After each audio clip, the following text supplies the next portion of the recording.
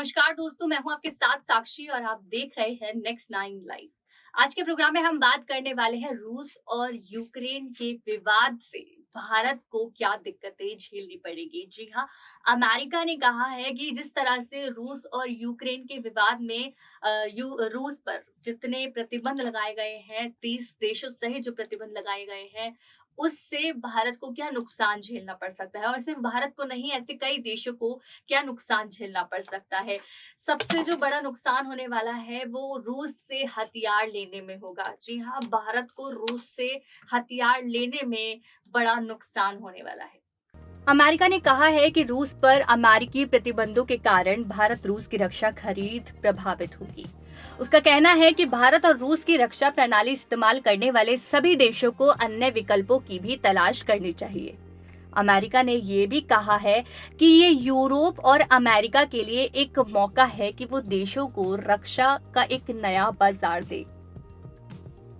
Ukraine पर रूस के हमले के बीच अमेरिका ने कहा है कि रूस द्वारा यूक्रेन पर हमले करने के बाद भारत के लिए रूस से हथियार खरीदना अब बहुत ही कठिन होने वाला है।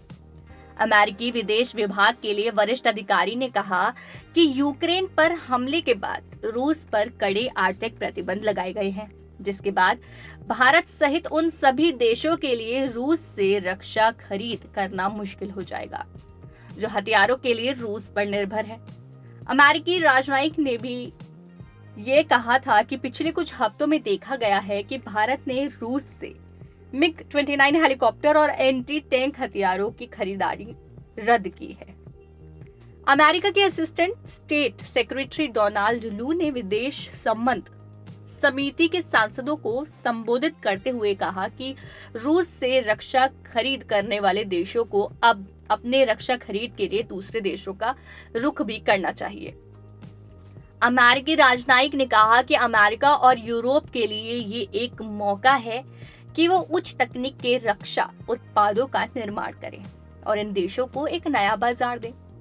इस बैठक से पहले संयुक्त राष्ट्र महासभा में रूसी हमले को लेकर एक निंदा प्रस्ताव पर वोटिंग हुई, जिससे भारत ने दूरी बना ली थी। भारत अमेरिका रिश्ते पर हुई मीटिंग में दोनों देशों के रिश्तों के हर पहलू पर बात भी की गई। रूस और यूक्रेन मुद्दे के अलावा चीन और भारत तनाव, भारत में लोकतंत्र और आजादी, पाकिस्तान के साथ भारत के रिश्तों पर भी प्रमुखता से चर्चा की गई।